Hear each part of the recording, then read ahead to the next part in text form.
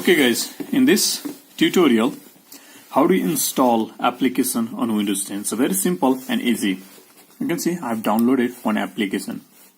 Follow the same procedure, same method for any application you want to install on Windows 10.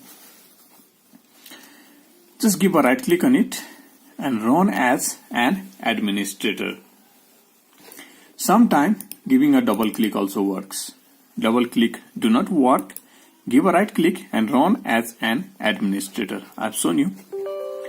And then you're going to choose yes. Click on OK. Click on next, next, next, and install.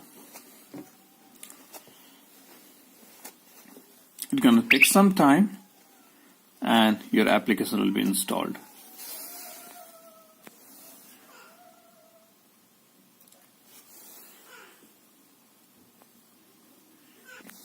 Okay guys, you can see now over here. So run the VLC media player. Click on finish. Okay guys. So cross it. Now you can see it's ready. The very simple and easy way you can install any application on Windows 10. Let me give you some tips. So when you install any application guys, you're gonna see the details.